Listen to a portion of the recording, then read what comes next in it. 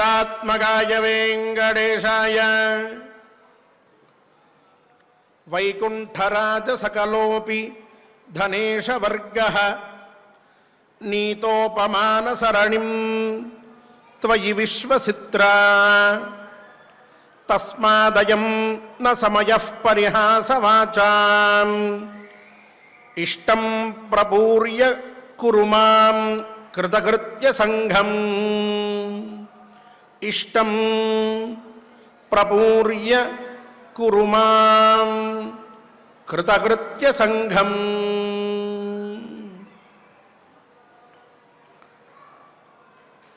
ఈనాడు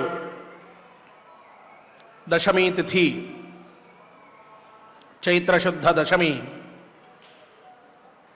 ఈరోజుకే ధర్మరాజ దశమి అని కూడా పేరు ఉన్నది.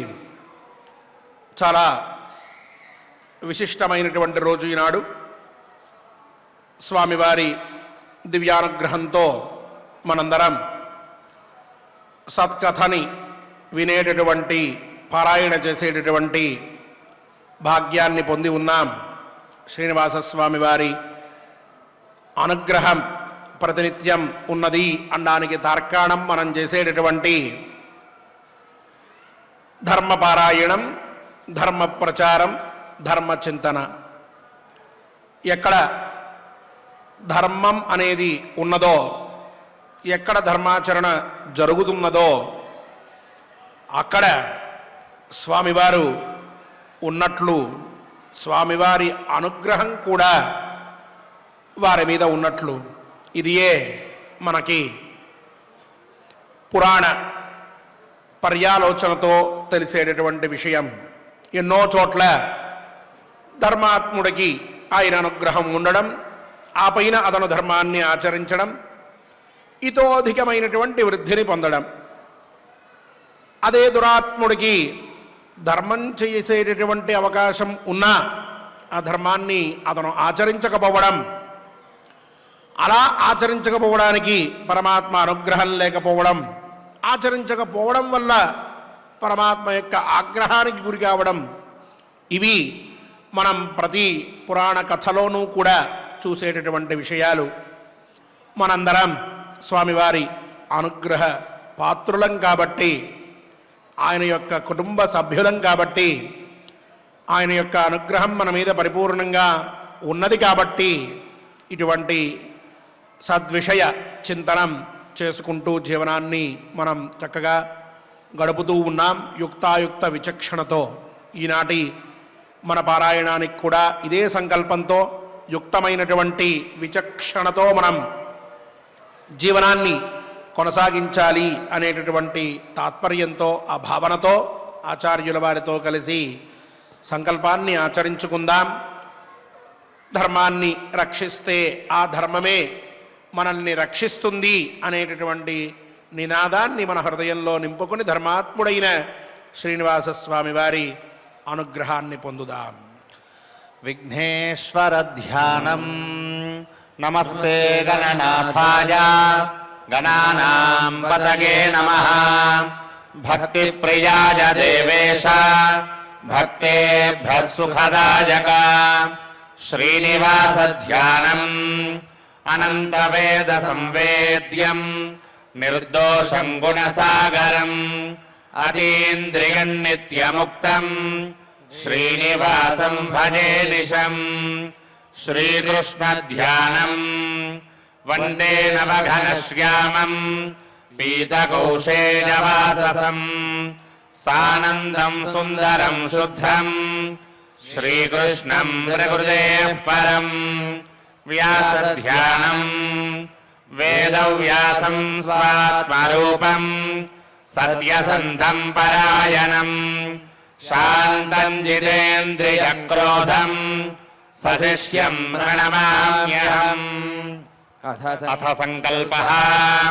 శ్రీమదాదివరాహ క్షేత్రే విరాజమానస్య జగద్రక్షణార్థమవతీర్ణస్య శ్రీమదఖిలాండకోటి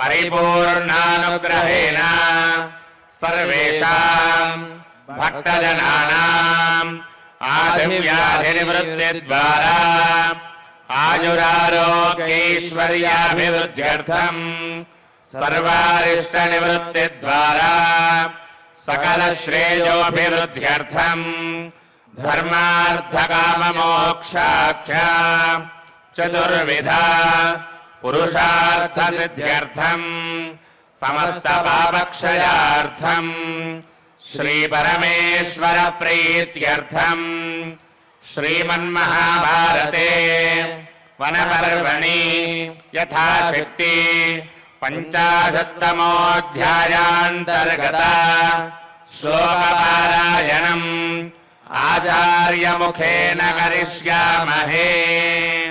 శ్రీకృష్ణ పరబ్రహ్మణే నమః.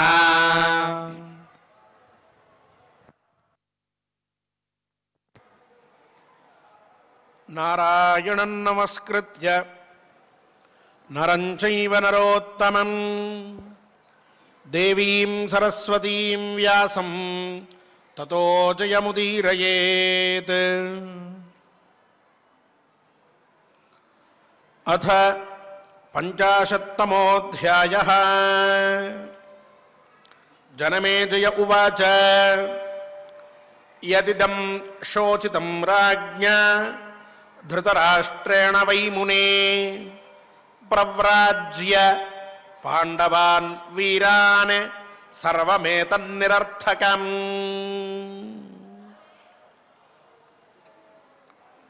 యాభైవ అధ్యాయంలోకి ప్రవేశించాం. ఈ అధ్యాయం యొక్క ప్రధానమైన విషయం మహారణ్యంలో జీవనాన్ని కొనసాగిస్తూ ఉన్న ధర్మరాజు అలాగే తక్కిన వారు ఏం తిని జీవించారు, వాళ్ళ ఆహారం ఏమిటి అని తెలుసుకోగోరుచున్నాడు జనమేజయ మహారాజు. అంతకంటే ముందర ఆ ప్రశ్న అడగడానికి పూర్వం ఒక మాట వైశంపాయన మహర్షితో అన్నాడు. ఆయన పూర్వపు విషయాన్ని మొత్తాన్ని విన్న తరువాత, పూర్వం విషయం మనం కూడా విన్నాం. ముందరి అధ్యాయంలో యదేతత్ కథం రాజన్ త్వయా దుర్యోధనం ప్రతి సర్వమేతత్ యథాతత్వం నైతన్మిథ్యా మహీపతే అని మొదటి శ్లోకాన్ని విన్నాం. అలాగే చిట్ట చివరి శ్లోకాన్ని కూడా మనం చక్కగా వ్యాఖ్యానించుకున్నాం. సర్వథా నహిమే పుత్రాః సహామాత్యా ససౌబలాః క్రుద్ధే చ పార్థే చ భీమే చ వాసుదేవే చ సాత్వతే అని. మొదటి మాటేమో సంజయుడు మాట్లాడింది, చివరి మాటేమో ధృతరాష్ట్రుల వారు మాట్లాడింది. మొదటి మాటకి అర్థం చెప్పుకున్నాం. ధృతరాష్ట్ర మహారాజా, నీ కొడుకు దుర్బుద్ధి, మందబుద్ధి, అలసుడు, విషయాల్లో ప్రసక్తిని ఎక్కువగా చూపిస్తూ ఉన్నవాడు, ఆసక్తిని చాలా దుర్మార్గంగా వ్యవహరిస్తున్నాడు అని నువ్వు ఏదైతే చెప్పావో అదంతా వాస్తవమే. అందులో కించిత్తు కూడా అబద్ధం లేదు, సరైన మాట చెప్పావు. దుర్యోధనుడు ఆ విధంగానే వ్యవహరిస్తూ ఉన్నాడు అని మొట్టమొదట సంజయుడు కుండబద్దలు కొట్టేశాడు అని చెప్పుకున్నాం మనం. ఆ తర్వాత ఇంకొన్ని విషయాలు కూడా సంజయుడు చెప్పాడు, అవన్నీ శ్రద్ధగా మనం ఆలకించాం. ఆ పైన ధృతరాష్ట్రుల వారి విలాపాన్ని కూడా మనం చూచాం. చిట్ట చివరిలో ఆయన అన్నాడు, క్రుద్ధే పార్థే చ భీమే చ వాసుదేవే చ. ఈ అర్జునుడు, భీముడు, కృష్ణుడు ముగ్గురు కూడా క్రుద్ధులై ఉండగా, కోపంతో ఉంటే సర్వథా మే పుత్రాః నామ నభవంతి. వీళ్ళ ముగ్గురు కోపంతో ఉన్నప్పుడు ఇక నా కొడుకులు ఏమాత్రము కూడా జీవించడానికి అవకాశాన్ని పొందరు. వాళ్ళు మరణిస్తారు. వీళ్ళు వాళ్ళని బ్రతకనివ్వరు, వాళ్ళు బ్రతికి బట్టకట్టేటటువంటి అవకాశము లేదు. వాళ్ళ కోపం తెప్పించి మూర్ఖమైన ఆలోచనలతో మూర్ఖులని పక్కన పెట్టుకుని పరమ మూర్ఖుడై వ్యవహరిస్తూ ఉన్నాడు దుర్యోధనుడు. దీనివల్ల చివరికి రాష్ట్రనాశం, దేశనాశం, ప్రజానాశం, కీర్తినాశం, ధననాశం, ఆ పైన ఇక మిగిలిన ఆయువు నాశం, ఆయుష్ కూడా నాశనం అయిపోవడం, ఇవన్నీ సిద్ధిస్తాయి. సర్వ విధములైన నాశనములు కూడా దాపురిస్తాయి అని ధృతరాష్ట్రుల వారి ఖేదం. చాలా బాధపడ్డాడు ఆయన. ఇలా బాధపడితే ఇంతవరకు జనమేజయ మహారాజు చెప్పిన కథంతా శ్రద్ధగా వింటూ ఉన్నాడు. వెంటనే ఆయన కనిపించింది ఇప్పుడు, ఏమిటి ఈ పద్ధతి, ఇప్పుడు ఏడుస్తాడేమిటి ఈయన పెద్ద ఆయన, ఈ ఏడుపేదో ముందే ఉంటే బాగుండేది, చేసిందంతా చేసి ఇప్పుడు కూర్చుని నా కొడుకును బ్రతకరు, వాళ్ళంతా చాలా సామర్థ్యాన్ని పొందేస్తూ ఉన్నారు, వాళ్ళు సామాన్యులు కాదు, ఎంతో గొప్పవారు, ఎంతో శక్తి కలిగిన వాళ్ళు, అనుకున్నటువంటి దాన్ని సాధించి కానీ వదిలిపెట్టరు అని అంటాడేమిటి. ఈ విధానం, ఈ విధంగా వీళ్ళ యొక్క ప్రవర్తన ఉంటుంది అని ఇవేవి తెలియవా?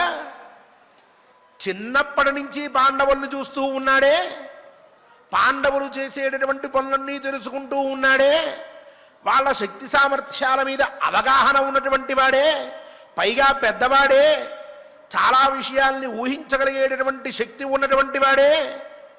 ఇటువంటి ఈ ధృతరాష్ట్ర మహారాజు ఈనాడు పాండవులు అరణ్యానికి వెళ్ళిపోయారు అని చెప్పి ఏమాత్రము చింతించకుండా ఈనాడు వాళ్ళు శక్తులన్నిటినీ కూడదీసుకుంటూ ఉంటే, సామర్థ్యాన్ని అంతకంతకి పెంచుకుంటూ ఉంటే, తన కొడుకు మూర్ఖుడు, ఏ మాట వినడు అని చెప్పి మొదటే తెలిసినప్పటికీ కూడా ఇలాంటి వాడి మీద నమ్మకం పెట్టుకుని అలాంటి వాళ్ళని కష్టాల పాలు చేసి ఇప్పుడు వాళ్ళు సహజ సిద్ధంగా వాళ్ళకు ఉన్నటువంటి ప్రజ్ఞా మేధ బలం శక్తి సామర్థ్యం వీటన్నిటినీ నమ్ముకుని పైకెళ్తూ ఉంటే వాళ్ళలా వెళ్ళిపోతున్నారు, నా కొడుకులు బ్రతకని ఏడుస్తాడేమిటి? ఈ ఆలోచన ముందున్నక్కర్లా? ఆనాడు వీళ్ళందరూ కూడా సభలో అవమానం చేస్తూ ఉన్నప్పుడు నాయనా ఇది తప్పురా అనక్కర్లా, ఆపక్కర్లా వాళ్ళందరినీ? హసద్భి క్రియతే కర్మ రుదద్భిరనుభూయతే. సభాపర్వని అరణ్య పర్వాన్ని రెండింటినీ కూడా మనం జాగ్రత్తగా పరిశీలిస్తే తేలేటటువంటి తత్వం ఏమిటి ఒక్క మాటలో చెప్పండి అంటే ఇదే తత్వం. హసద్భి క్రియతే కర్మ రుదద్భి అనుభూయతే. ఇతపూర్వం కూడా చెప్పుకున్నాం మనం ఈ మాట. నవ్వుతూ చేసేటటువంటి పనులకి, చెడ్డ పనులకి ఏడుస్తూ ఫలితాన్ని అనుభవిస్తారు. ఆనాటి నుంచి ఈనాటి దాకా ఈ మాట ఇట్లానే నిలబడింది. ఒకరిని మనం ఏడిపిస్తూ ఉంటే, ఒకరిని తిడుతూ ఉంటే, ఒకరిని కష్టపెడుతూ ఉంటే, ఆ కష్టపెడుతున్నప్పుడు, తిడుతున్నప్పుడు, వేధిస్తున్నప్పుడు, బాధ పెడుతూ ఉన్నప్పుడు అవతలి వారిలో ఉన్నటువంటి అసామర్థ్యాన్ని చూసి లేక వాళ్ళల్లో ఉండేటటువంటి కొంత అసహాయతని చూసి మనం నవ్వితే, ఇలా నవ్వుతూ వాడిని కష్టపెడుతూ ఉంటే నడుస్తుంది ఈ వ్యవహారం అంతా. మన చుట్టుపక్కల ఉన్నటువంటి వారు మన ఏదో గొప్పవాడని అనుకుంటూ ఉంటారు. అలాంటి వాళ్ళు గొప్పవాడు అనుకుంటున్నారు కదా మనల్ని అని చెప్పి ఇంకొంచెం ఎక్కువ చేస్తూ ఉంటారు కొంతమంది. అందరి మధ్యలో బాగా నాకు మంచి పేరు వస్తోంది అనుకుంటారు. వాడిని ఏడిపిస్తూ ఉంటే వీడు నన్ను గౌరవిస్తున్నాడు అనుకుంటాడు. వాడిని ఏడిపించేటప్పుడు వీడు వేళాకోళం ఆడుతూ ఉంటాడు వాడితోటి. వాడు కష్టపడుతూ ఉంటే వీడు ఇంకా ఇంకా నవ్వుతూ ఉంటాడు వాడిని చూచి. ఇంకా ఇబ్బంది పెడుతూ ఉంటాడు, తిడతాడు, కొడతాడు, మానసికంగా ఇబ్బంది పెడతాడు. పడేటటువంటి వాడు అన్ని బాధలు పడతాడు. కాలం గడుస్తుంది. ఓ 10 ఏళ్ళు, 10 రోజులు చాలు, 10 నిమిషాలు చాలు, 10 సంవత్సరాలు కూడా పట్టచ్చు, 25 ఏళ్ళు పట్టచ్చు, 30 ఏళ్ళు పట్టచ్చు. అయిన తర్వాత అప్పుడెప్పుడో చేశామే ఆనందపడుతూ, దానికి ఈనాడు ఎవరిని ఏడిపించామో వాడి ద్వారానో, లేక వాడికి అలా ఏడిచి బాధపడాలనేటటువంటి రాత రాసి ఉంటే వాడు కాకపోతే ఇంకొకరితోనో మళ్ళీ ఈ కష్టాలన్నీ మనం పడాల్సిందే. ఈ ఏడుపంతా వాడు ఏడ్చినప్పుడు ఎంత బాధపడ్డాడో దానికి 10 రెట్లు ఏడవాల్సిందే. విచిత్రం ఏమిటంటే వాడికేమో ఒకేసారి వచ్చేస్తుంది కష్టమంతా కూడా. మనం ఎవరిని కష్టపడతామో వాడికి మన ద్వారా ఒకసారే కష్టం వచ్చేస్తూ ఉంటుంది. వాడు బాధపడుతూ ఉంటాడు, భయపడుతూ ఉంటాడు, కష్టపడుతూ ఉంటాడు, ఏడుస్తాడు. అయితే మళ్ళీ తిరిగి అనుభవించాల్సి వచ్చినప్పుడు మనకి ఇన్స్టాల్మెంట్లో వస్తుంది, ఒక్కసారి రాదు. అది ఎప్పుడు వస్తుందో తెలియదు, ఆ కష్టం ఎలా పడాలో తెలియదు, ఏ రూపంలో వస్తుందో తెలియదు, వస్తుందని మనకు తెలుస్తూ ఉంటుంది. ఇంతకన్నా ఘోరం ఏమన్నా ఉంటుందా? ఆ బాధని తలుచుకుని మనం పడేటటువంటి క్షోభ ఉంటుంది చూశారు కొంతమంది తప్పు చేసినటువంటి వారు. ఆ కష్టం వర్ణనానితం. అందుకే హసద్భ్య క్రియతే కర్మ రుదద్భిరనుభూయతే అని నవ్వుతూ చేసినటువంటి వారు ఏడుస్తూ అనుభవిస్తారా అని చెప్పారు. ఇప్పుడు ధృతరాష్ట్రుల వారి పరిస్థితి కూడా అలాగే ఉన్నది. ఆనాడు కొడుకులు ఇన్ని పనులు చేస్తూ ఉంటే ఏ మాట మాట్లాడలేదు. మళ్ళీ జూదానికి పిలవడానికి ఈయనే ప్రధాన కారణం. ఓ పక్క శకుని మాయావి అని స్పష్టంగా తెలుసు, మోసగిస్తున్నారని తెలుసు, పిలవడం ఎలా, కూర్చోబెట్టడం ఎలా, ఆడించడం ఎలా, ఓడిన వాడికి ఇలాంటి పందెమేలా, అడవికి పంపించనేలా అయిపోయింది. అమ్మయ్య నా కొడుకే ఇక రాబోయేటువంటి రోజుల్లో ఈ సామ్రాజ్యానికి మొత్తానికి అధిపతి అని నిశ్చయం చేసుకుని ఆనందపడ్డావు. ఇప్పుడు మళ్ళీ తిరిగి వస్తున్నప్పుడు ఆ పాండవులకు కలిగినటువంటి కష్టమంతా కూడా ఆ సభలో అందరి మధ్యలో ఆ రోజున. ఇప్పుడు ఈయన ఇంకా పూర్తిగా వాళ్ళ యొక్క ప్రతిజ్ఞాకాలం పూర్తవ్వలేదు, వాళ్ళ అరణ్యంలోనే ఉన్నారు. వాళ్ళు సాధిస్తున్న విజయాల్ని చూసి ఈయన ఇక్కడ ఏడుస్తూ కూర్చున్నాడు. అందుకే పూర్వం మనం చెప్పుకున్న 49వ అధ్యాయానికి ధృతరాష్ట్ర ఖేదో నామ, తత్పూర్వం మళ్ళీ ధృతరాష్ట్రుడు మాట్లాడిన మాటలకి ధృతరాష్ట్ర విలాపో నామ అని ఆ అధ్యాయాల పేర్లు చెప్పుకున్నాం. దీన్ని బట్టి ఈయన 5-6 ఏళ్ళు గడవలేదు ఇంకా పూర్తిగా, ఇప్పుడే కూర్చుని ఏడుస్తూ ఉన్నాడు. ఇంకా 7 ఏళ్ల దాకా సుమారుగా ఇలాగే ఏడుస్తూ ఉండాలి, ఈ బాధ భరిస్తూ ఉండాలి, ఈ కష్టం పడుతూ ఉండాలి. నా కొడుకులు పోతారు, నా కొడుకులు చస్తారు, నా కొడుకులకి మరణం సంభవిస్తోంది, నా కొడుకులు వాళ్ళ చేతుల్లో ఓడిపోతారు అన్నటువంటి భయంతో ఎప్పుడు వస్తుందో తెలియట్లా పూర్తిగా. 13 ఏళ్ల వెంటనే వస్తుందా, ఓ 25 ఏళ్లకు వస్తుందా, లేక 15 ఏళ్లకు వస్తుందా, ధృతరాష్ట్రుల వారికి కూడా తెలియదు.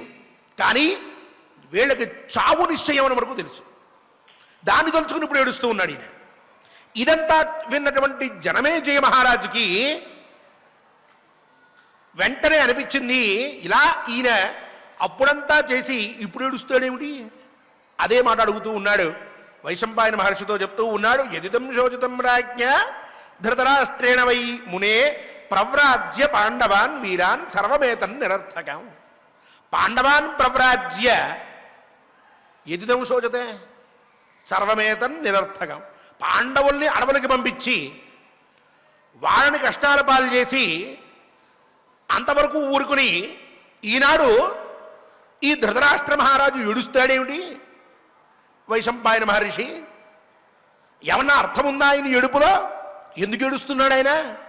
సర్వమేతన్ నిరర్థకం. ఈ ఏడవడం అనేటటువంటిది, ఈ బాధపడడం అనేటటువంటిది, ఈ భయపడడం అనేటువంటిది ఇదంతా కూడా వ్యర్థం, ఎందుకు పనికిరాదు. ఎందుకు ఏడుస్తున్నాడో తెలియట్లేదు. మరి ధృతరాష్ట్ర మహారాజు చాలా తప్పు పని చేస్తున్నాడు ఆయన. ఆనాడే ఉండాలి బుద్ధి ఏదో, ఇప్పుడు ఏడవడం అనేటటువంటిది అనవసరం అని అన్నాడు జనమేజయ మహారాజు. ఆయన ఇంతగా ప్రతిస్పందించి మాట్లాడాడు అని అంటే ధృతరాష్ట్ర వారి స్థితి ఎలా ఉందో మనం అర్థం చేసుకోవచ్చు. ఆ పైన కథంచ రాజా పుత్రం తం ఉపేక్షేత అల్పచేతసం దుర్యోధనం పాండుపుత్రాన్ కోపయానం మహారథానే కిమాసీత్ పాండుపుత్రాణం వనే భోజనముచ్యతాం వానేయమథవా కృష్ణం ఏతదాఖ్యాతు నో భవానే. వైశంపాయన మహర్షి అంటూ మాట్లాడుతూ ఉన్నాడు మళ్ళీ జనమేజయుడు. మహారథులు పాండుపుత్రులు కదా, ఇలాంటి పాండుపుత్రులకి ధర్మరాజ భీమ అర్జున నకుల సహదేవులకి కోపాన్ని కలిగించినటువంటి వాడు ఈ దుర్యోధనుడు. పైగా దుర్బుద్ధి, మందబుద్ధి, సరైనటువంటి ఆలోచన లేనటువంటి వాడు, ఒక విధమైన ఉన్మత్తుడు కూడా. అలాంటి వాణ్ణి ఇప్పుడు ఈ ధృతరాష్ట్ర మహారాజు మాత్రం ఎలా ఉపేక్షిస్తాడు? ఆయన వల్ల కూడా కాదు కదా. వీళ్ళు అరణ్యానికి వెళ్ళిపోతే తన కొడుకు శక్తి సామర్థ్యాలతోటి ఎంతో ఎత్తుకి ఎదిగిపోయి ఎన్నో తెలివైన ఆలోచనలు చేసి తెలివిగల వాళ్ళని తన పక్కన పెట్టుకుని ఇక దుర్యోధనుడు రాజ్యాన్ని పరిపాలిస్తూ ఉంటే భూలోకంలో ఏ రాజు కూడా అంతకంటే గొప్పవాడు కాదు అనే విధంగా పేరు తెచ్చుకుని ధర్మరాజుని పూర్తిగా ప్రజలు మర్చిపోయే విధంగా రాజ్యపాలన తన కొడుకుతో చేయించి సర్వం సహా చక్రవర్తిగా అతన్ని ప్రకటించి లోకమున దుర్యోధనుడంతటి గొప్పవాడు లేడు అనేటటువంటి కీర్తిని దుర్యోధనుడు పొందేట్లుగా చేసి ఆ పైన ఒకవేళ మళ్ళీ వీళ్ళు తిరిగి వచ్చినట్లయితే పాండవులు అటువంటి వారిని అణగదొక్కి వాళ్ళని ఏ విధంగానూ కోలుకోనివ్వక చాలా గొప్పవాడైనటువంటి దుర్యోధనుడి ప్రాభవానికి వాళ్ళు మరుగున పడిపోయే విధంగా దుర్యోధనుణ్ణి తీర్చిదిద్దుదామన్నటువంటి ఆలోచన ఉన్నది. పాండవులు రాజ్యాన్ని విడిచిపెట్టి అరణ్యంలోకి ప్రవేశించేటటువంటి రోజున దుర్యోధనుడికి విషయంలో ధృతరాష్ట్రుల వారికి వాళ్ళు వెళ్ళారు. ఇతను కూర్చున్నాడు. పక్కన శకుని కర్ణులు చేరారు. దుర్యోధనుడికి నేనే కదా అనేటటువంటి భావన పెరిగింది. కొన్ని రోజులకి ఇదంతా నాదే కదా అనిపించింది. ఎప్పుడైనా పాండవుల గురించి గుర్తొస్తూ ఉంటే ఆ సమయంలో శకుని చెప్తూ ఉంటాడు, వాళ్ళ మొహం వాళ్ళెంత, వాళ్ళ జీవితం ఎంత, అల్పజ్ఞులు వాళ్ళు, నువ్వెక్కడా, నీ శక్తి ఎక్కడా, నీ సామర్థ్యం ఎక్కడా, నాయనా ధృతరాష్ట్ర, పాండవులంతా అయోగ్యులు ప్రపంచంలో లేరయ్యా, వాళ్ళు మళ్ళీ తిరిగి వచ్చేనా, నీ రాజ్యాన్ని పట్టేనా, అబ్బే నీ శక్తి ఎక్కడా, నువ్వెక్కడా.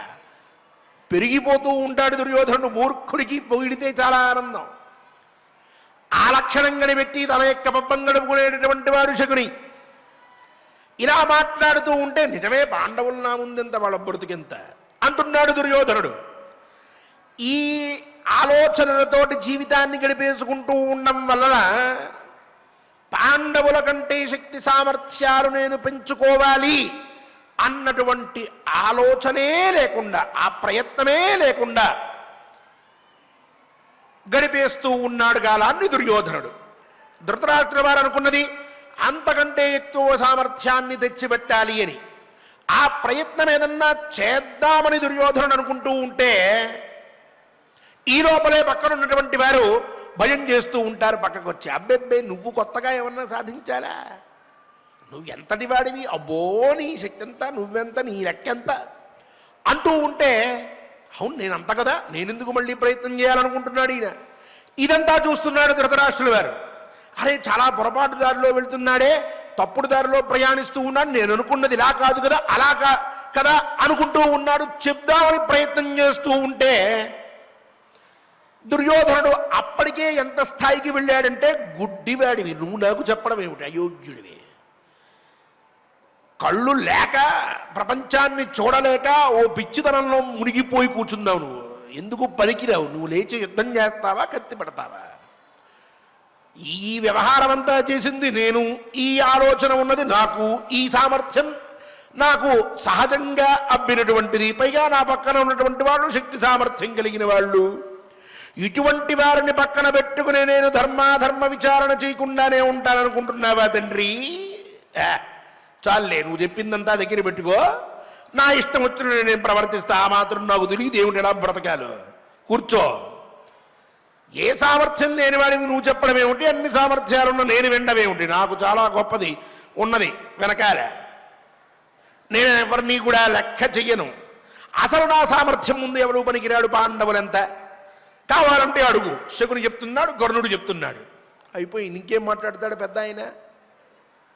ఇప్పుడు ఇలాంటి పరిస్థితిలో పడి అటేమో వాళ్ళు సామర్థ్యాన్ని పెంచుకుంటూ ఉంటే, ఇటేమో ఈ దుర్యోధనుడు అంతకంతకీ తనని తీసిపారేస్తూ మూర్ఖుడైపోతూ ఉంటే మధ్యలో ఇరుక్కుపోయి ఏడుస్తూ ఉండడం అనేది పూర్వాధ్యాయంలో తత్పూర్వాధ్యాయంలో మనం చూచాం.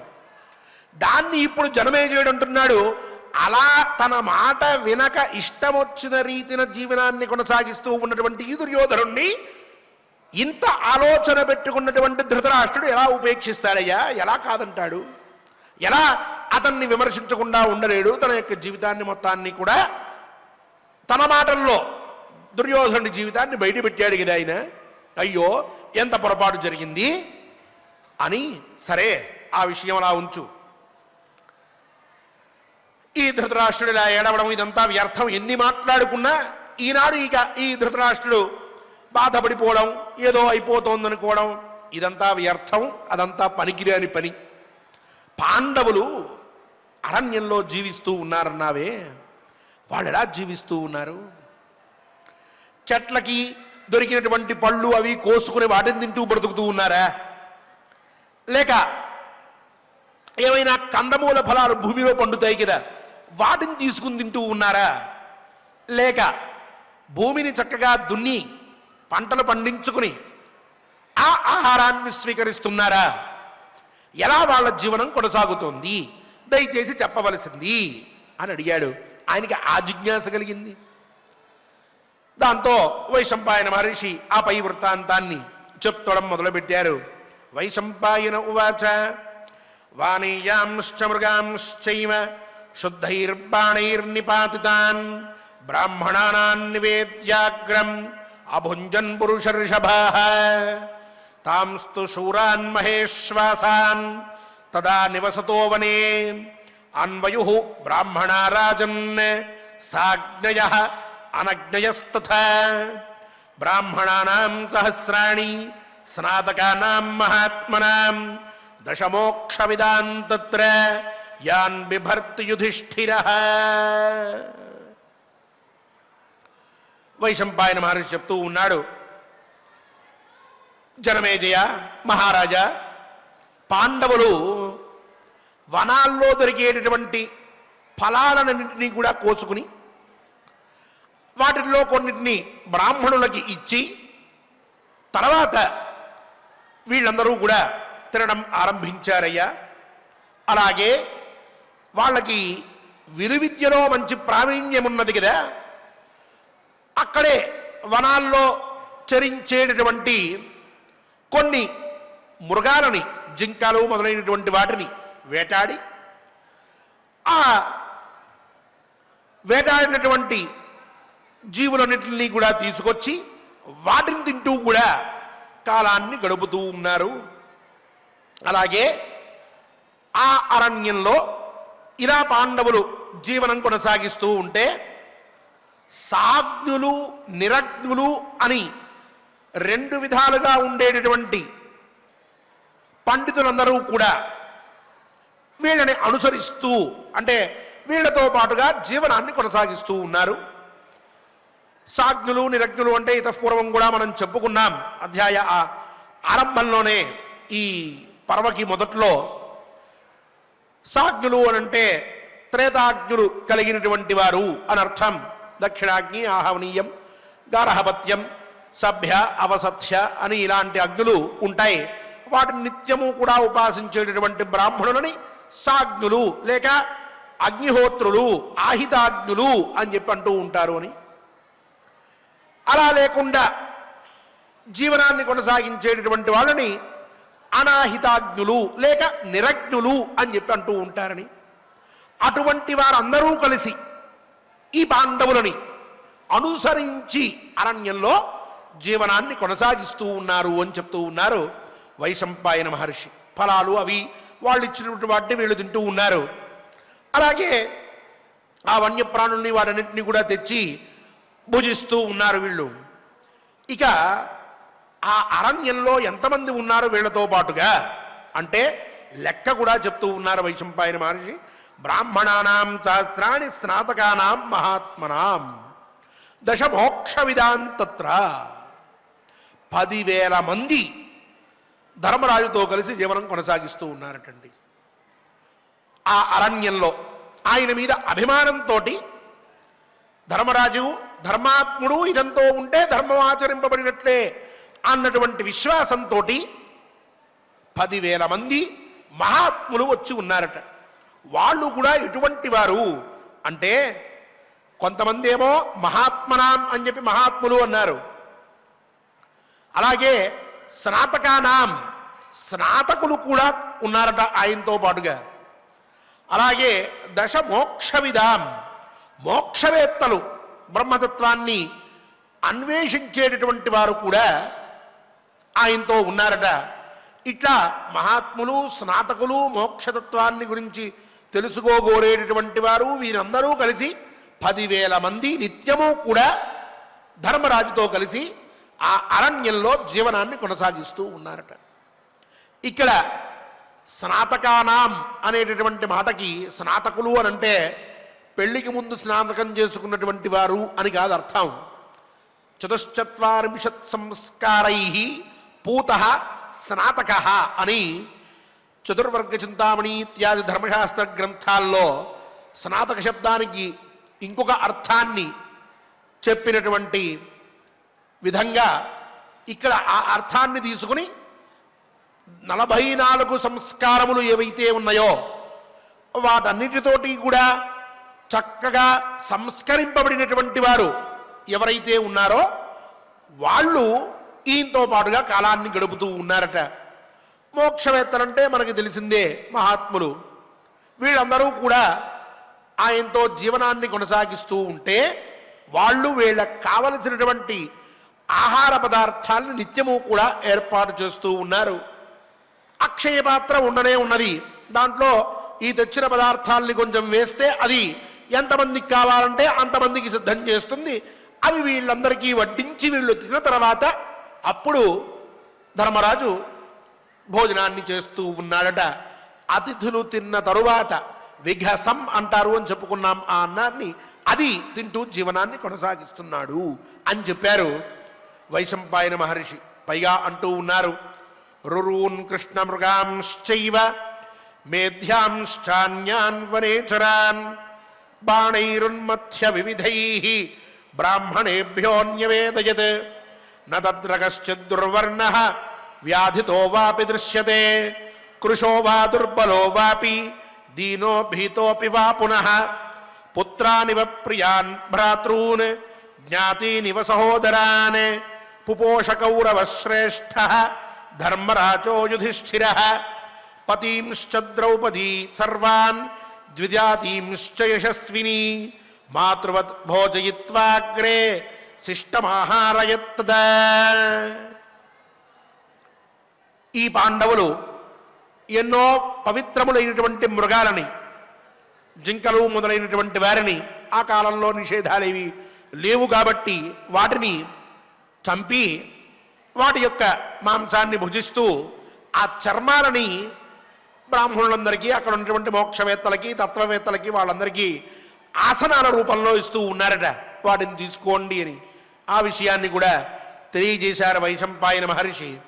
ఇంతమంది అక్కడ ఉంటే, ఇన్ని సంవత్సరాలు వాళ్ళు ఏకబిగిన అరణ్యంలోనే జీవనాన్ని కొనసాగిస్తూ ఉంటే, అప్పటిదాకా ఈ పట్టణాల్లో ఉండి హస్తినాపురంలో ఆ చుట్టుపక్కల వీళ్ళు చాలా పట్టణ సంబంధమైనటువంటి జీవనాన్ని కొనసాగించినటువంటి వారు ఒక్కసారి అరణ్యానికి వెళ్ళి ఆరణ్యక జీవనాన్ని ఆరంభించినప్పటికీ కూడా ఏ ఒక్కరికి అనారోగ్యం అనేటువంటిది కలగలేదట. అందరూ ఆరోగ్యంగా ఉన్నారు. పైగా అంటున్నారు, నకశ్చిత్ తత్ర దుర్వర్ణ, ఒకరు కూడా తమ యొక్క శరీర కాంతిని, రంగుని పోగొట్టుకున్నటువంటి వారు లేరుట. అందరూ చక్కగా ప్రకాశిస్తూ ఉన్నారు. అలాగే దుర్బలుడైనటువంటి వాడు కానీ, కృషుడైపోయినటువంటి వాడు కానీ, లేక దీనంగా ఉన్నటువంటి వాడు కానీ, అరణ్యపు వాతావరణానికి భయపడినటువంటి వాడు కానీ ఒక్కడు కూడా లేడయ్యా అని చెప్తూ ఉన్నారు వైశంపాయన మహర్షి. అంత సంతోషంగా ఉంటూ ఉన్నారట. ఇక ఈ ధర్మరాజు తన తమ్ముళ్ళని భీమ, నకుల, సహదేవుల్ని ముగ్గురిని కూడా కన్న కొడుకుల్లాగా చూసుకుంటూ ఉన్నాడట. కొంతమంది జ్ఞాతులు వచ్చారు, వాళ్ళందరినీ కూడా, అలాగే అక్కడ ఉన్నటువంటి వారందరినీ తన తమ్ముళ్ళని ఎంత ప్రేమగా చూసుకుంటాడో అంత ప్రేమగా చూసుకుంటూ కాలాన్ని గడుపుతూ ఉన్నాడట. వాళ్ళందరూ ధర్మరాజ పరిరక్షణలో ఉన్నారు. ఇక ద్రౌపదీదేవి మహాతల్లి, ఆవిడ ఈ వచ్చేటటువంటి రోజు భోజనం కోసం అని చెప్పి సిద్ధులైనటువంటి వారందరినీ, అలాగే తన యొక్క భర్తలని, వాళ్ళందరినీ కూడా ఓ తల్లి పిల్లవాడి మీద ఎంత ప్రేమ చూపిస్తుందో అంత ప్రేమతోటి వాళ్ళందరికీ కావలసినటువంటి ఏర్పాట్లు చేస్తూ వాళ్ళని చాలా ఉన్నతంగా చూసుకుంటూ ఉన్నదట. ముందుగా వాళ్ళందరికీ భోజనం పెట్టి, అందరి భోజనం అయిపోయింది, ఇంకెవ్వరూ లేరు అని చెప్పి నిశ్చయించుకున్న తర్వాత ఆవిడ భోజనానికి కూర్చుంటోందట. అలా ఉన్నటువంటి వారందరికీ కూడా భోజనాన్ని ఏర్పాటు చేస్తోంది. తల్లి వలే వాళ్ళందరినీ చూసుకుంటోంది. తండ్రిలాగా ధర్మరాజు చూసుకుంటూ ఉన్నారు. వీళ్ళిద్దరి యొక్క వాత్సల్యంతో అక్కడ ఉన్నటువంటి వారందరూ సంపూర్ణ ఆరోగ్యంతో చాలా చక్కగా ఆనందంగా జీవనాన్ని కొనసాగిస్తున్నారు అని చెప్పారు వైశంపాయన మహర్షి. ఆ తరువాత ప్రాచీం రాజా దక్షిణాం భీమసేన యయౌ ప్రతీచీం అథవాప్యుదీచీం ధనుర్ధరాణాం సహితో మృగాణాం క్షయం చక్రుర్నిత్యమేవోపగమ్య తథా తేషాం వసతాం కామ్యకే వై విహీనానాం అర్జునేనోత్సుకానాం పంచైవ వర్షాణి తథా వ్యతీయుః అధీయతాన్ జపతాన్ జుహ్వతాన్ చ. ఇది శ్రీమన్మహాభారతే వనపర్వణి ఇంద్రలోకాభిగమన పర్వణి పార్థాహార కథనే 50తమోऽధ్యాయః. ధర్మరాజు తూర్పు వైపు, భీముడు దక్షిణానికి, నకుల సహదేవులు పశ్చిమోత్తరాలకి వెళ్ళి అక్కడ ఒకేసారి రాత్రిపూటో ఆదమరిచి ఉన్నప్పుడో తమ మీద పడి ప్రాణాల్ని తీయడానికి శక్తి కలిగిన జంతువులు ఏవైతే ఉంటాయో, పులులు, సింహాలు మొదలైనటువంటివి, హింసించే జంతువులు, వాటన్నిటినీ కూడా సంహరించి అక్కడ వాటన్నింటినీ క్షయం చేస్తూ అవి మళ్ళీ రాకుండా ఉండేట్టుగా అన్నిటినీ కూడా వారు సంహరిస్తూ ఉన్నారట. ఈ విధంగా కామ్యక వనంలో అర్జునుడు లేకుండా, అర్జునుడు ఆ లోకానికి వెళ్ళాడు, స్వర్గలోకానికి, అక్కడ 5 సంవత్సరములు ఉన్నాడు అని చెప్పుకున్నాం. ఇక్కడ వీళ్ళు కూడా అర్జునుడు లేకుండా ఆ అర్జునుడు ఎప్పుడొస్తాడా అని చెప్పి ఎదురు చూస్తూ ఉన్నటువంటి వారై, ఎలా ఉన్నాడా అర్జునుడు అని ఉత్కంఠతతో కాలాన్ని గడుపుతూ స్వాధ్యాయంతో, జపంతో, హోమంతో, వీటితోటి సమయం దొరికితే అధ్యయనం చేయడం, జపం చేసుకోవడం, అగ్నిహోత్రాలు చేయడం, ఇలా తమ జీవితాన్ని గడుపుతూ 5 సంవత్సరాల పాటు కామ్యక వనంలో అందరూ కలిసి ఉన్నారట. వాళ్ళ యొక్క ఆహార నియమాలు ఇవన్నీ కూడా ఈ విధంగా ఉన్నాయి అంటూ వైశంపాయన మహర్షి జనమేజయుడికి తెలియజేశారు. ఆ పైన ఇక సంజయుడు మళ్ళీ ధృతరాష్ట్రుడితో మాట్లాడుతూ ఉన్నాడు. ఆ విషయం చాలా పెద్దది. ధృతరాష్ట్రుడి యొక్క బాధని ఇంకా పెంచేటటువంటిది. ఇప్పటికే బాధలో ఉన్నాడు ఆయన. ఇక ఆయన అనుకుంటున్నదే తథ్యం అనేటటువంటి విధంగా కొన్ని విషయాల్ని సంజయుడు చెప్తూ ఉన్నాడు. వాటి విషయాల్ని ఆ వృత్తాంతాన్ని మనం ఆ పై కథాశ్రవణంలో తెలుసుకుందాం. ఈ శ్లోకములన్నింటినీ చక్కగా ఆచార్యముఖంగా మనందరం కూడా పారాయణ చేసి స్వామివారి అనుగ్రహానికి పాత్రులమవుదాం. ఓం నమో వెంకటేశాయ. ఓం నమో వెంకటేశాయ. చక్కగా మనం ఆచార్యుల వారి ద్వారా అడవుల పాలైనటువంటి ఆ పాండవులు కామ్యకవనంలో ఏ విధమైనటువంటి ఆహారాన్ని స్వీకరిస్తున్నారు, ఆ అరణ్యంలో వారి వారి నియమాలు వారు ఏ విధంగా ఆచరిస్తున్నారు అనేటటువంటి విషయాలని చక్కగా మనం తెలుసుకున్నాం. ఇక యథావిధిగా మహాభారత అంతర్గత వనపర్వంలో 50వ అధ్యాయంలో మొదటి శ్లోకం నుండి అధ్యాయాంతాన్ని పూర్తి చేసుకుందాం. స్వామివారి యొక్క అనుగ్రహాన్ని పొందుదాం. అథ 50తమోऽధ్యాయః. 50తమోऽధ్యాయః. జనమేజయ ఉవాచ. జనమేజయ ఉవాచ. యదిదం శోచితం రాజ్ఞా శోచితం రాజ్ఞా ధృతరాష్ట్రేణ వై మునే ధృతరాష్ట్రేణ వై మునే ప్రవ్రాజ్య పాండవాన్ వీరాన్ రాజ్య పాండవాన్ వీరాన్ సర్వమేతన్నిరర్థకం సర్వమేతన్నిరర్థకం కథంచ రాజా పుత్రం తం కథంచ రాజా పుత్రం తం ఉపేక్షేతాల్పచేతసం ఉపేక్షేతాల్పచేతసం దుర్యోధనం పాండుపుత్రాన్ దుర్యోధనం పాండుపుత్రాన్ కోపయానం మహారథాన్ కోపయానం మహారథాన్ కిమాసీత్ పాండుపుత్రాణాం ఆసీత్ పాండుపుత్రాణాం వనే భోజనముచ్యత వనే భోజనముచ్యతా వానేయమథవా కృష్ణం వాణేయమథవా కృష్ణం ఏతదాఖ్యాతునో భవాన్ ఏతదాఖ్యాతునో భవాన్ వైశంపాయన ఉవాచ వైశంపాయనమువాచ వానేజాంశ్చ మృగాంశ్చైవ వాణేయాంశ్చ మృగాంశ్చైవ శుద్ధైర్బాణైర్నిపాతితాన్ శుద్ధైర్బాణైర్నిపాతితాన్ బ్రాహ్మణానాం నివేద్యాగ్రం బ్రాహ్మణానాం నివేద్యాగ్రం అభుంజన్ పురుషర్షభాః పురుషర్షభాః తాంస్తు శూరాన్ మహేశ్వాసాన్ తాంస్తు శూరాన్ మహేశ్వాసాన్ తదా నివసతో వనే తదా నివసతో వనే అన్వజుర్బ్రాహ్మణా రాజన్ వయుర్బ్రాహ్మణా రాజన్ సాగ్నజో నగ్నజస్తథా ఆగ్నయో నగ్నయస్తథా బ్రాహ్మణానాం సహస్రాణి బ్రాహ్మణానాం సహస్రాణి స్నాతకానాం మహాత్మనాం నాతకానాం మహాత్మనాం దశమోక్షవిదాం తత్ర దశమోక్షవిదాం తత్ర యాన్ బిభర్తి యుధిష్ఠిరః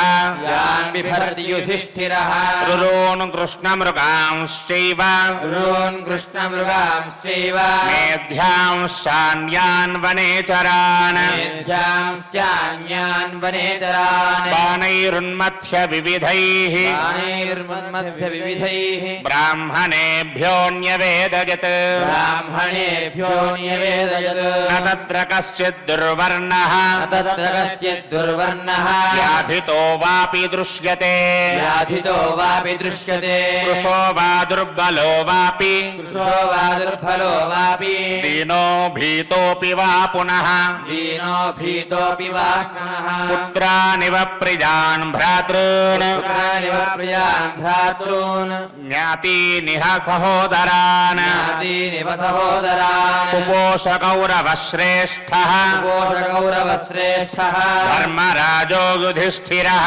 ధర్మరాజో యుధిష్ఠిరః పతీంశ్చ ద్రౌపదీ సర్వాన్ పతీంశ్చ ద్రౌపదీ సర్వాన్ విజాతీంశ్చ యశస్వినీ విజాతీంశ్చ యశస్వినీ మాతృవద్భోజగిత్వ बोधयित्वाग्रे मातृवद्बोधयित्वाग्रे दुष्टमाहारयत्तदा तमाहारयत्तथा प्राचीं राजा दक्षिणां भीमसेनः प्राचीं राजा दक्षिणां भीमसेनः यमौ प्रतीचीम् अथवाप्युदीचीम् यमो प्रतीचीमथवाप्युदीचीम् धनुर्धराणां सहितो मृगाणाम् धनुर्धराणां सहितो मृगाणाम् स्वयं चक्रुर्नित्यमेवोपगम्य स्वयं चक्रुर्नित्यमेवोपगम्य तथा तेषां वसतां काम्यके वै तेषां वसतां काम्यके वै विहीनानामर्जुनेनोत्सुकानाम् हीनानामर्जुनेनोत्सुकानाम् पञ्चैव वर्षाणि तथा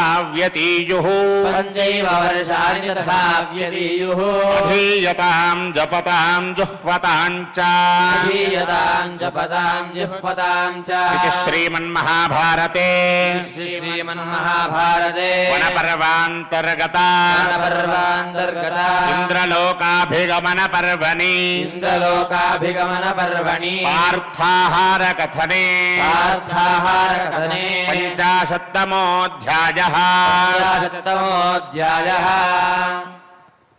ఓం నమో వెంకటేశాయ. శ్రీమాన్ కె సుబ్రహ్మణ్యం గారు మరియు ఇతర అన్నమాచార్య ప్రాజెక్టు కళాకారులందరితో కలిసి మనం చక్కగా గోవిందనామ సంకీర్తనాన్ని ఈనాడు ఆచరించుకుందాం. స్వామివారి అనుగ్రహపాత్రులమవుదాం.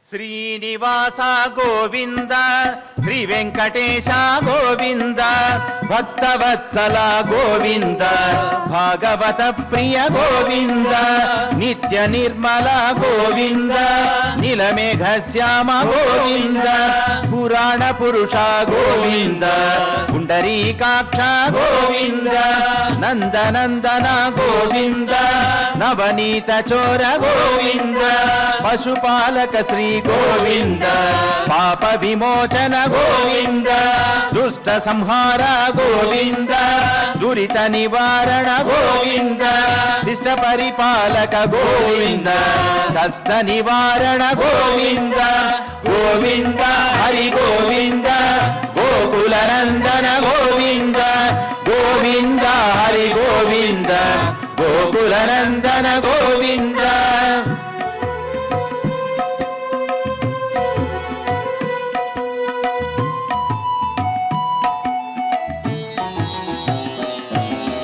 వజ్రమకుటధర గోవింద వరాహమూర్తి గోవింద గోపీ జనలోల గోవింద గోవర్ధనోద్ధార గోవింద దశరథ నందన గోవింద దశముఖమర్దన గోవింద పక్షి వాహన గోవింద పాండవ ప్రియ గోవింద మత్స్య కూర్మ గోవింద మధుసూదన హరి గోవింద వరాహ నరసింహ గోవింద వామన భృగురామ గోవింద బలరామానుజ గోవింద బౌద్ధ కల్కిధర గోవింద వేణుగాన ప్రియ గోవింద వెంకటరమణ గోవింద గోవింద హరి గోవింద గోకుల నందన గోవింద గోవింద హరి గోవింద గోకుల నందన గోవింద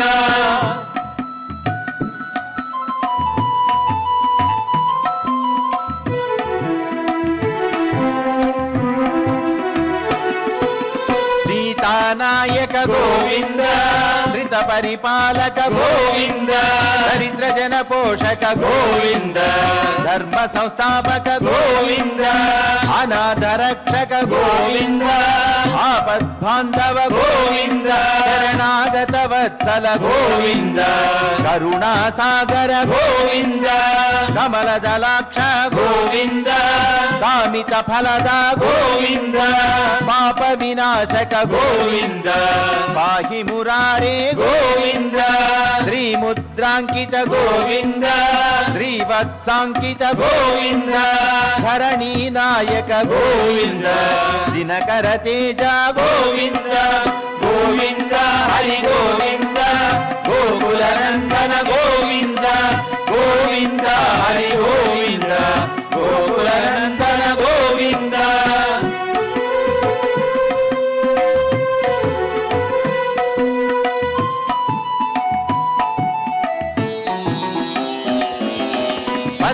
పార్వతి ప్రియ గోవింద ప్రసన్నమూర్తి గోవింద అభయహస్త గోవింద అక్షయ వరద గోవింద శంఖ చక్రధర గోవింద శార్గ గదాధర గోవింద విరజాతిరస్త గోవింద విరోధి మర్దన గోవింద సాలగ్రామధర గోవింద సహస్రనామ గోవింద లక్ష్మీ వల్లభ గోవింద లక్ష్మణాగ్రజ గోవింద కస్తూరి తిలక గోవింద కాంచనాంబరధర గోవింద గరుడ వాహన గోవింద గజరాజ రక్షక గోవింద గోవింద హరి గోవింద గోకుల నందన గోవింద గోవింద హరి గోవింద గోకుల నందన గోవింద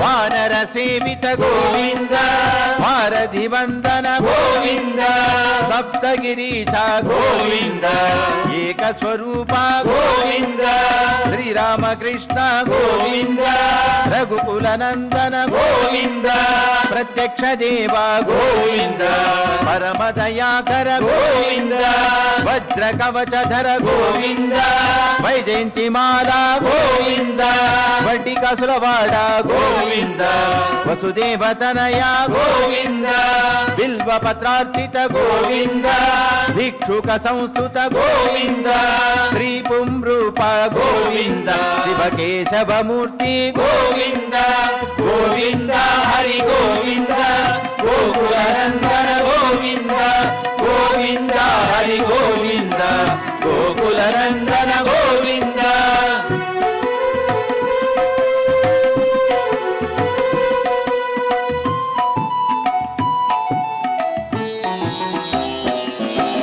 బ్రహ్మాండ రూప గోవింద భక్త రక్షక గోవింద నిత్య కళ్యాణ గోవింద నీరజనాభ గోవింద అతి రామ ప్రియ గోవింద హరి సర్వోత్తమ గోవింద జనార్దన మూర్తి గోవింద జగత్ సాక్షి రూప గోవింద అభిషేక ప్రియ గోవింద ఆప నివారణ గోవింద రత్న కిరీట గోవింద రామానుజనుత గోవింద స్వయం ప్రకాశ గోవింద ఆశ్రిత పక్ష గోవింద నిత్య శుభప్రద గోవింద నిఖిల లోకేశ గోవింద గోవింద హరి గోవింద గోకుల నందన గోవింద గోవింద హరి గోవింద గోకుల నందన గోవింద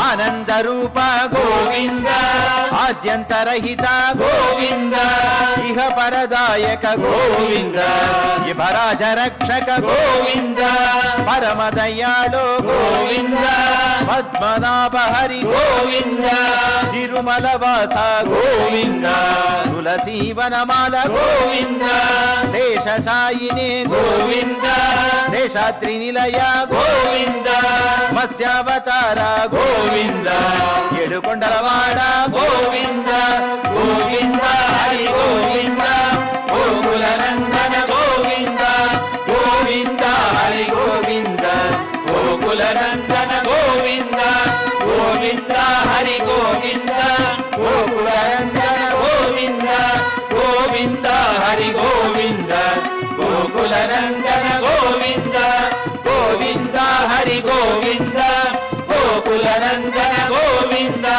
గోవింద హరి గోవింద గోకుల నందన గోవింద గోకుల నందన గోవింద గోకుల నందన గోవింద ఏడుకొండలవాడ వెంకటరమణ గోవింద గోవింద గోవింద గోవింద గోవింద శ్రీ శ్రీనివాస శ్రీ వెంకటేశ గోవింద గోవింద గోవింద గోవింద గోవింద గోవింద గోవింద